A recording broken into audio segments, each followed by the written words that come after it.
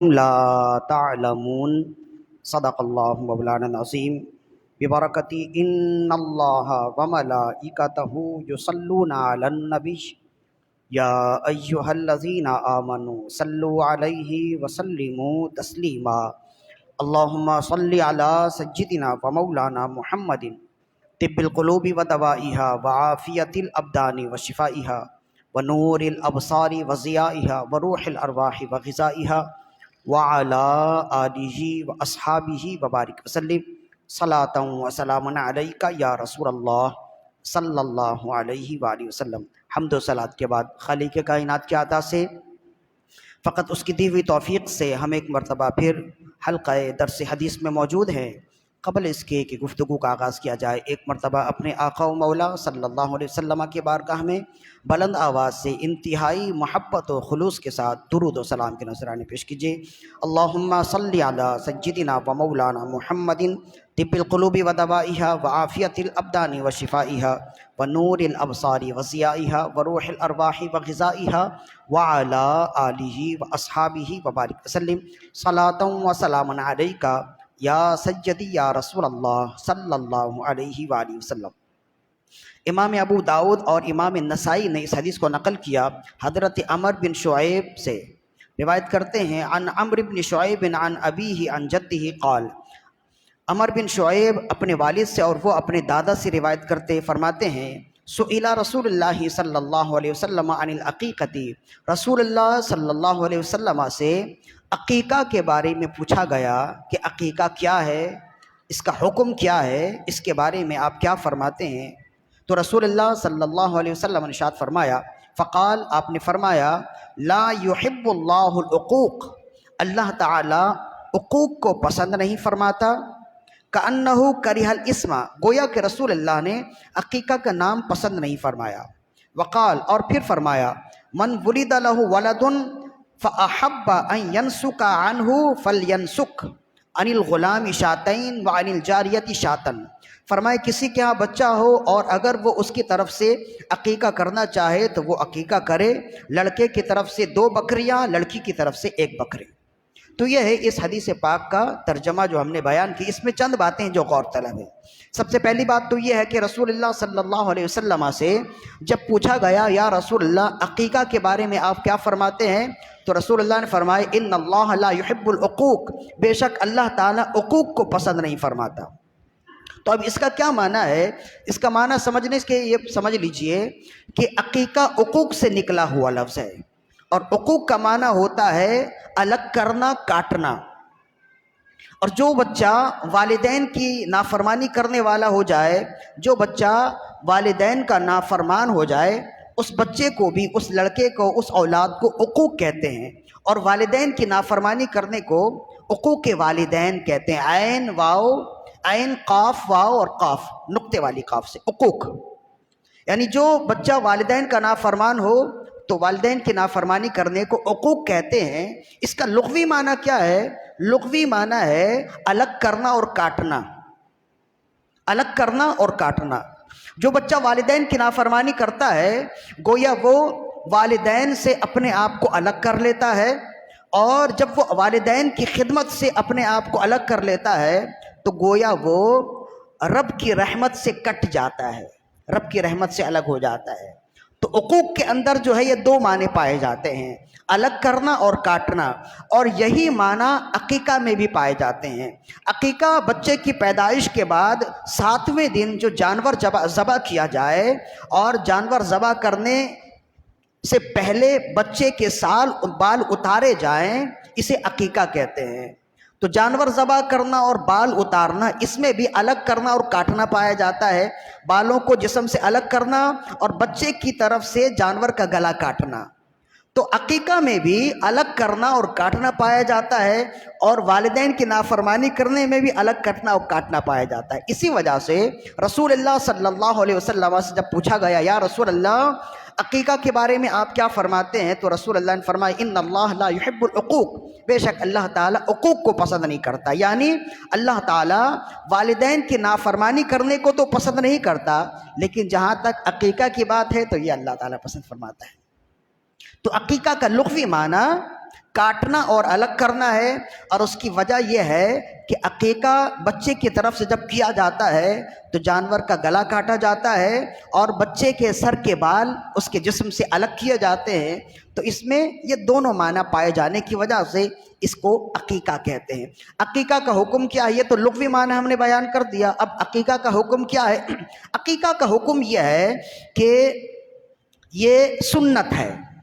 امام احمد بن حنبل رحمہ اللہ کے نزدیک عقیقہ واجب ہے، اور آپ کے علاوہ جتنے ائمہ ہیں، امام مالک، امام شافعی اور امام اعظم ابو حنیفہ رضوان اللہ علیہم اجمعین، ان تمام ائمہ کے نزدیک عقیقہ سنت ہے۔ اور ہماری دلیل یہ ہے کہ جب تک قربانی کی فرضیت اور قربانی کا وجوب نہ تھا، جب تک قربانی کا حکم نہیں آیا تھا، تب تک عقیقہ کرنا واجب تھا۔ جب قربانی کا حکم آ گیا تو قربانی کے حکم نے عقیقہ کے وجوب کو ختم کر دیا، اب عقیقہ کرنا واجب نہیں ہے۔ بالکل اسی طرح جیسے ماہ رمضان کے روزوں کی فرضیت سے پہلے بہت سے ایام اور بہت سے روزے فرض تھے، لیکن جب ماہ رمضان کے روزے فرض کر دیے گئے، تمام روزوں کی فرضیت ختم ہو گئی، اب وہ مستحبات میں چلے گئے، اب وہ نوافل میں چلے گئے، اور ماہ رمضان کے روزوں کی فرضیت باقی ہو گئی۔ اسی طرح جب تک قربانی کا حکم نہیں آیا تھا تب تک عقیقہ کرنا واجب تھا، جب قربانی کا حکم آ گیا تو عقیقہ کرنا اب منسوخ ہو گیا، ختم ہو گیا، اس کی فرضیت یا اس کا وجوب ختم ہو گیا۔ لیکن اس کا وجوب ختم ہوا ہے مطلب یہ ہے کہ اس کی سنت ابھی بھی باقی ہے، یعنی یہ سنت ہے، اور جو عقیقہ کرے گا اسے ثواب ملے گا۔ اور عقیقہ نہ کرنے کے نقصانات بھی ہیں جو ہم نے پچھلی نشستوں میں بیان کیے، چار بڑے نقصانات بیان کیے ہیں پچھلی نشست میں۔ آپ میں سے اگر کوئی موجود نہیں تھا تو یوٹیوب میں آپ دیکھ لیجئے، وہ ہم نے اپلوڈ کر دیے ہیں، وہ انتہائی اہم ہیں، ہر ایک کو سننے والی بات ہے، ہر ایک کے لیے، اس لیے کہ بچے کی پیدائش ہر ایک کے گھر کا معاملہ ہے، ہر ایک کے خاندان کا معاملہ ہے، تو وہ آپ سنیں گے، غور سے سنیں گے، سمجھیں گے تو آپ کو عقیقہ کی اہمیت کے بارے میں بہت کچھ معلوم ہوگا۔ اب عقیقہ کے جانور کے بارے میں سمجھ لیجئے، عقیقہ کا لغوی معنی ہم نے بتا دیا، عقیقہ کا حکم ہم نے بتا دیا۔ عقیقہ کے جانور کے بارے میں کیا حکم ہے؟ عقیقہ کے جانور کے بارے میں وہی حکم ہے جو قربانی کے جانور کے بارے میں ہے۔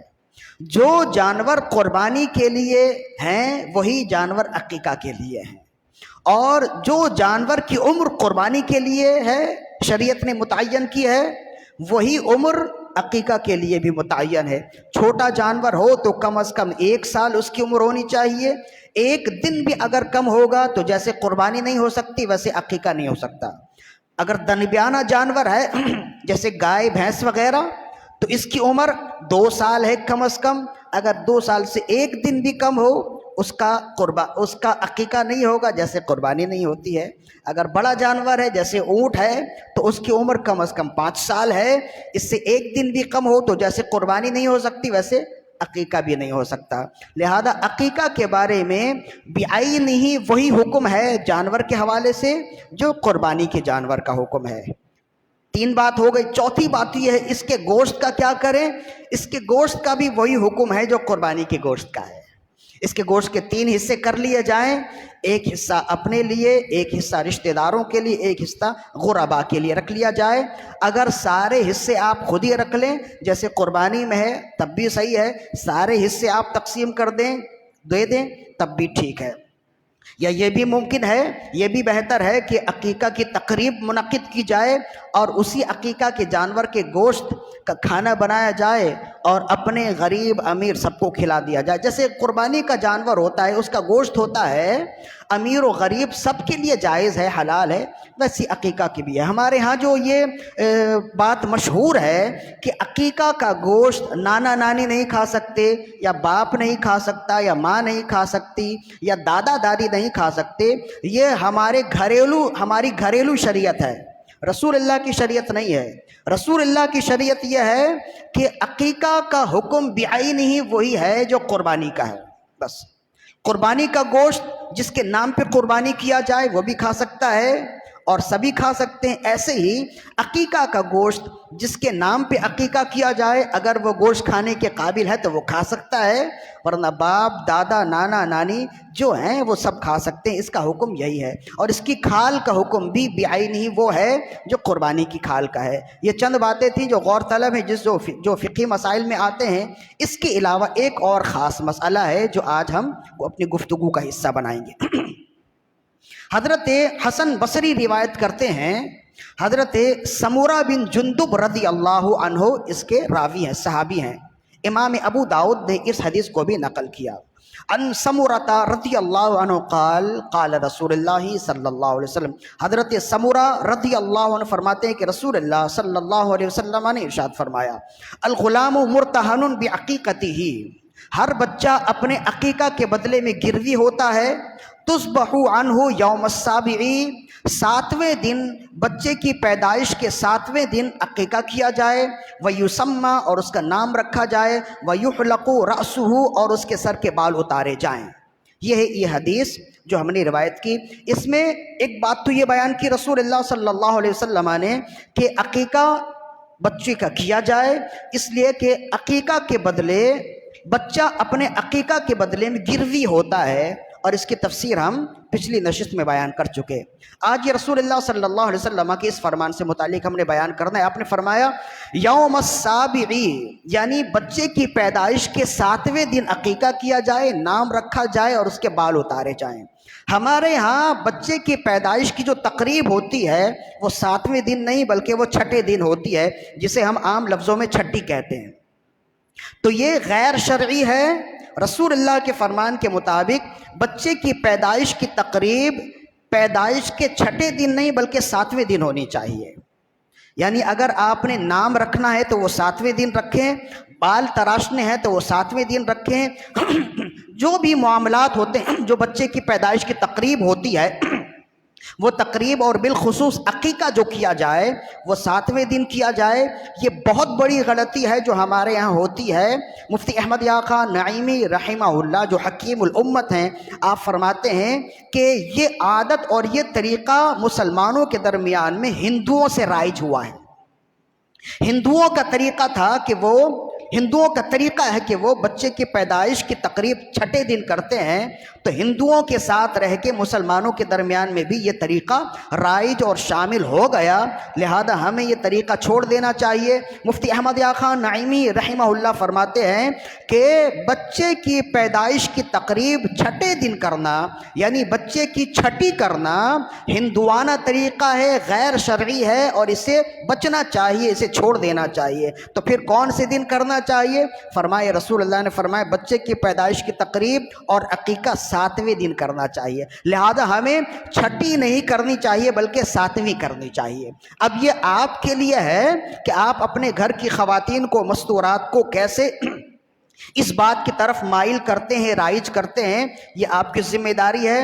اگر کل تک آپ کو اب تک معلوم نہیں تھا، اب معلوم ہو گیا ہے تو اب آپ کی ذمہ داری ہے، لہذا اب آئندہ سے نیت کیجئے۔ آپ کے گھر میں اگر بچے کی ولادت ہو یا خاندان میں کسی کے بچے کی ولادت ہو اور آپ کو یہ خبر ہے کہ فلاں کے گھر میں بچے کی ولادت ہوئی ہے، تو رسول اللہ صلی اللہ علیہ وسلم کے فرمان پر عمل کرتے ہوئے کہ رسول اللہ نے فرمایا بلغوا عنی ولو آیا، میری طرف سے تمہیں ایک آیت پہنچے وہ تم آگے تک پہنچا دو۔ لہذا آپ کی یہ ذمہ داری ہے کہ آپ یہ اپنے گھر کی مستورات اور خاندان میں اس بات کو رائج کریں، پھیلائیں کہ بچے کی پیدائش کی تقریب 6ٹھے دن نہیں بلکہ 7ویں دن ہونی چاہیے۔ اگر آپ نہیں کریں گے تو آپ گنہگار ہوں گے اور رسول اللہ کے علم کو چھپانے والے ہوں گے، اور آپ خود بھی اس بات پر عمل کریں اپنے گھر میں بھی۔ آپ اگرچہ یہ بات اتنا آسان نہیں ہے جتنا ہم نے بتا دیا ہے، گھر کی مستورات کو، گھر کی خواتین کو یہ قائل کرنا، مائل کرنا بہت مشکل کام ہے، لیکن اگر آپ دلائل سے اور رسول اللہ صلی اللہ علیہ وسلم کے فرمان کی روشنی میں بیان کریں گے تو ہم نے دیکھا ہے کہ مردوں کے مقابلے میں خواتین زیادہ رسول اللہ کے فرمان سے محبت کرنے والی ہیں، تو وہ ضرور مانیں گے۔ لیکن یہ ہے کہ یہ آپ کا طریقہ ہونا چاہیے، یہ ایک جہاد ہے جو آپ نے کرنا ہے، اور اس جہاد کا آغاز آپ نے اپنے گھر سے کرنا ہے۔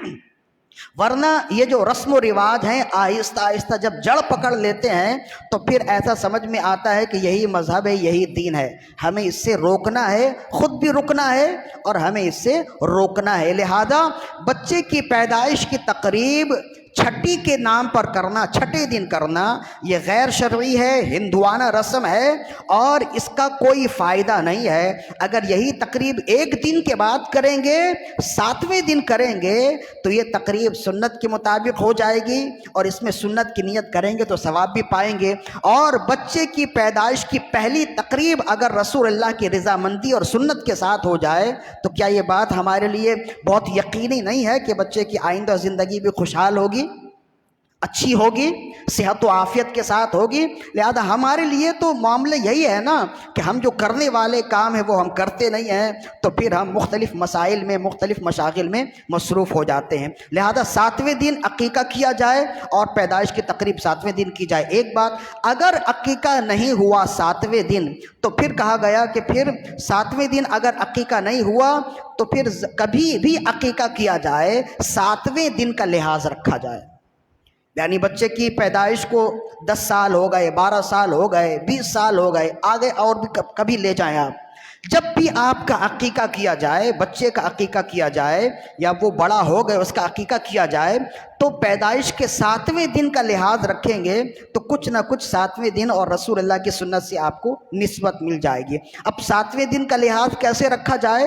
اب کوئی پیدا ہوا اور پھر 20 سال کی عمر میں پھر وہ کیسے 7ویں دن کا لحاظ رکھے گا؟ 2 لفظوں میں ہمارے فقہاء کرام، اللہ تعالیٰ ان کی قبروں کو ہمیشہ ٹھنڈی رکھے، اتنا آسان کر دیا ہے کہ ہمارے لیے فقط کھانا ہے اور ہمیں کوئی محنت کرنے کی ضرورت نہیں ہے۔ فرمایا کہ آپ جس دن پیدا ہوئے اس دن سے پہلے ایک دن آپ عقیقہ کریں گے تو گویا آپ نے اپنی پیدائش کے 7ویں دن عقیقہ کیا ہے۔